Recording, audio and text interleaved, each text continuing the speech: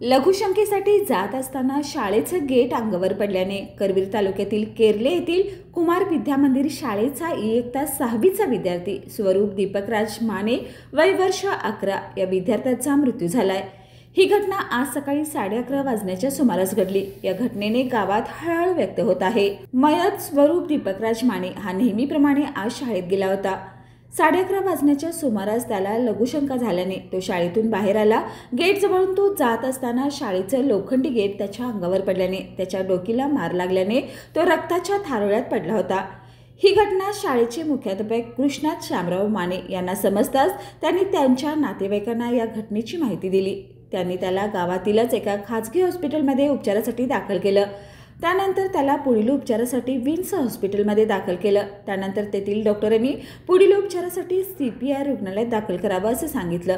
CPR रुग्णालयात येण्यापूर्वी त्याचा मृत्यू झाला। त्याचे CPR रुग्णालयात शवविच्छेदन करण्यात आलं। या घटनेची नोंद करवीर पोलिसात झाली आहे।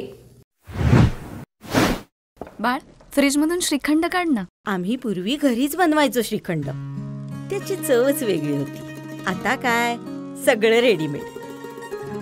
आजी, हे श्रीखंड खाऊन बघ। आज तुझ्या आईनं घरीच बनवलं की काय? हे आहे गोकुळचं श्रीखंड। अगदी जिभेवर रेंगाळणार। जिभेवरच नाही तर मनावरही रेंगाळणार। गोकुळ श्रीखंड, मनावर रेंगाळणार।